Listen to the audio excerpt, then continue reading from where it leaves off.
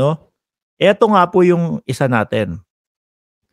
So ngayon, mga kababayan, tatanggalin ko tong si General Pulburon, no? At medyo stress na din po. Dito tayo, mga bossing. Ano ba yun? Ito. Uy, Pulburon na naman yung nandito. Ito. Hindi. Siguro lalakpa. Ito. So mga kababayan, no, hindi pala nasama yon. Etong balita na ito, although, kumbaga, tatanggalin ko lang ito ha. Kasi hindi ko na isama yun eh. Ito. 1, 2, 3. 1, 2, 3.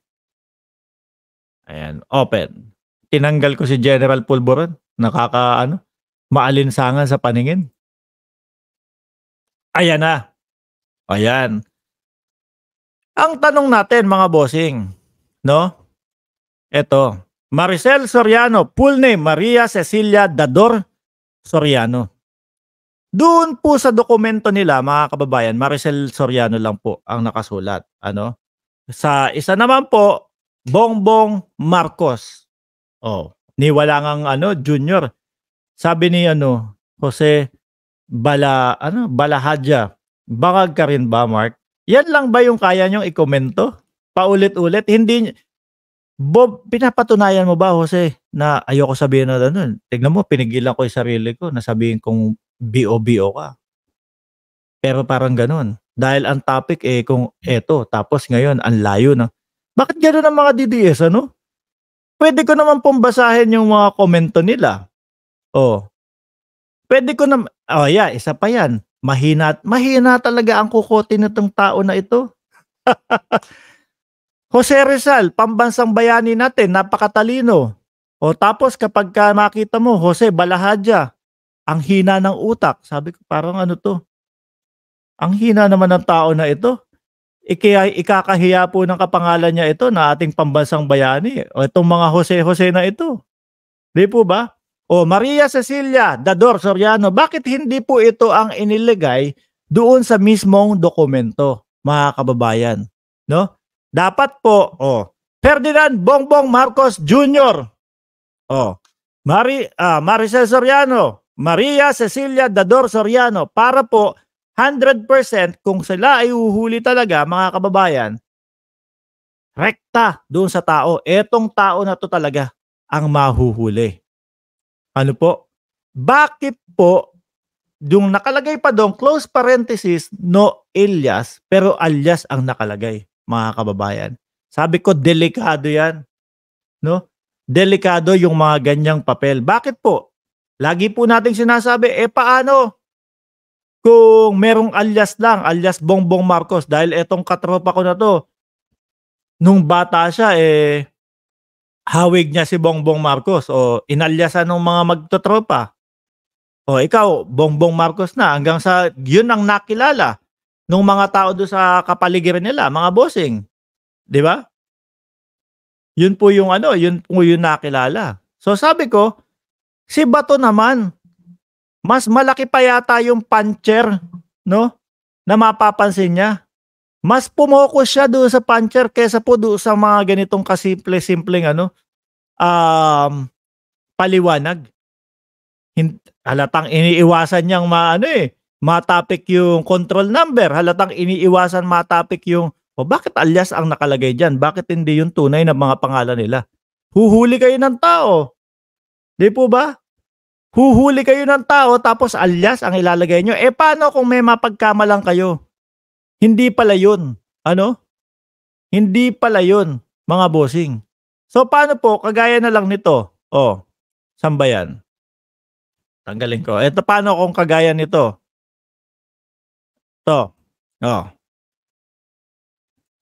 Maricel Soriano. Ayan, alias. Alias Maricel Soriano. 12 pa, timbog sa drug operation. Pero hindi po yan hindi po yan si Maricel Soriano. Yung Maria Cecilia Dador Soriano, hindi po yan yun. Di po ba? Basahin natin ang balita. Manila, Philippines, nalambat ng mga otoridad ang 13 drug suspect kabilang ang isang babaeng kapangalan ni Diamond Star Maricel Soriano sa isinagawang pagkakahiwalay na anti-drug operation sa Quezon City. O, nabatid kahapon. Ano pa? Nabatid kahapon, kinilala ni QCPD Director Superintendent Guillermo Lorenzo Eliazar. Ito po dapat siguro ako mga bossing kung sakali etong tao na ito tumakbo sa pagkasenador, mga kababayan, ito yung siguro para sa akin po pwede to, no? Hindi kagaya nung Harry Roque, mga bossing. Hindi kagaya nung Harry Roque, yung Panelo, anak ng tinapayan. Oh. Lalo na yung Philip Salvador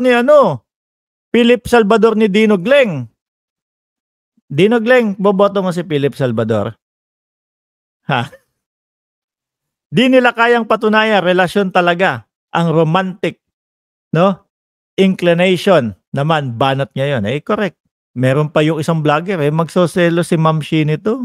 Ganito, ganyan. Kinilala ni QCPD Director Superintendent Guillermo Lorenzo Eliazar ang mga naarestong sina Maricel Soriano, hindi po ito yung artista, 37 years old ng 168, Bagong Pag-asa, bla bla bla bla, ang dami nito, ang haba. Sila Kenneth, ayan yung 12. Ayon kay Eliazar, na aresto ang mga nabanggit na suspect sa inilargang anti-drug operation sa iba't ibang panig ng lungsod at nakumpiska mula sa kanilang kabuuang 9 na sachet ng S. Ayan. Paraphernalias, buy-bus money, plastic bag, and blah blah blah. So paano po pag ganyan mga kababayan? Alias lang yung ilalagay ninyo. Mismong dun sa papel po, 100% no alias na dapat ilagay. Kailangan po yung tunay na pangalan. Di ba? Bakit yun? Hindi pinansin ni Bato. Tobats. Nako. Actually po mga kababayan, panoorin nating maigi si Bato sa May 7. Ano po? Fokusan natin si Bato, no? Sa May 7, mga kababayan. No? Kung ano yung mga itatanong niya, nako, tapos doon natin ibase. Hindi. Madami nakapag-desisyon na Hindi daw ayaw daw no? Madami sinabi, wag na. So sabi ni Romy Ignacio, pwede palang idemanda ni Maricel sina Pancher, Morales at Maharlika sa paninirang puri. Ubra yan, sir. Ano po? Ubra po yan, mga kababayan. Alam nyo, DDS, tumahimik na kayo, tapos na kayo. Sila naman, sabi ni Ruby Ringgor. Kaya nga po paulit-ulit na lang po yung mga yan Sasabihan yung vlogger, bangag, magkano bayad sa'yo? Sabi ko, basta kung may pambayad sila ng Cayman dollars.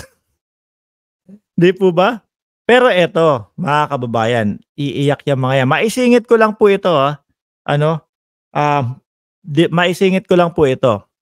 Kailan ba yon? Parang bukas ba yon? Linggo? O linggo na ngayon? O ngayong araw ito?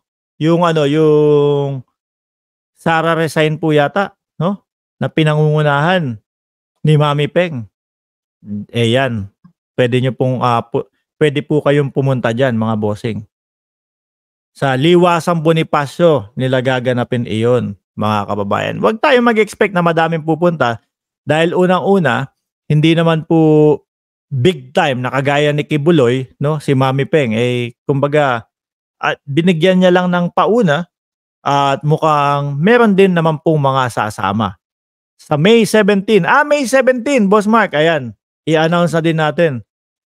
May 17. Kung nasa Pilipinas lang po ako, mga kababayan, malamang sa alamang po, nandyan ako pupunta. Dahil, kumbaga para sa akin po, hindi po bang mismong sa kanya na nanggaling na wala incompetent ako Hindi ko masabayan na maitaas yung yung pagtaas ng antas ng ating edukasyon. So, baba na. 'Di ba? Hindi naman po natin pinapababa bilang vice-presidente. Doon lang sa sa pagiging DepEd secretary. Wala naman pupunta doon, sabi ni Dino Gleng. Sabi ko nga, konti lang ang pupunta doon dahil hindi naman inorganize na kagaya nung kay Kibuloy yun Kay Kibuloy, sandamakmak ang pera pero putik. 6,000 pa din ang pumunta. O eto, nagdahilan na lang yung huling mautog ninyo. 'Di ba? Yung huling mautog ninyo, nagdahilan na lang. Huwag nang ituloy. Paano, walang pupunta? O onti ang pupunta, mga kababayan. Ako rin sana pupunta din kung nandiyan ako sa Pilipinas. Sabi ni Erwin Mendoza, dumadaan ang pre-operation sa validation ng name, kaya gawa-gawa yan. At tabayanan natin. Tignan natin o pukusan natin si Bato, no? Kung ano yung magiging estilo niya dito sa sa mga question and answer niya sa May 7. Pero sabi ng ibang tao, dapat hindi si Bato ang umuupo diyan eh. Kasi may conflict of interest, no? Dahil nga daw po alam niyo na si Bato, Duterte po 'yan, mga kababayan. Okay, 40 minutos na din po tayo nagsasalita dito, mga boss Chief Amo Sir, at 4 na topic din po yung naibigay namin sa inyo, mga boss Chief Amo Sir. 813 viewers. Hindi, 800 ano na lang. 10 dahil hindi naman kasama si yung dalawang Jose. Hindi naman magla-like yan. Mag-like lang po kayo dito sa live stream natin, mga kababayan. Bakit po ako nagmamadali? Kasi po manonood ako ng boxing ni Canelo, mga kababayan, ngayong araw po, no? Muli po, dun sa mga bagong pasok lang po, pwede nyo naman pong panoorin ang live na ito, mga bossing, pahabol ni Adventure Duterte Verdugo sa Pilipinas. I-like nyo lang po bago kayo lumabas dito sa live stream natin. At the same time, dun sa mga bagong pasok lang po, pwede po kayong panoorin itong video na to sa replay po. And like nyo na din and subscribe. Muli po, maraming salamat and God bless po.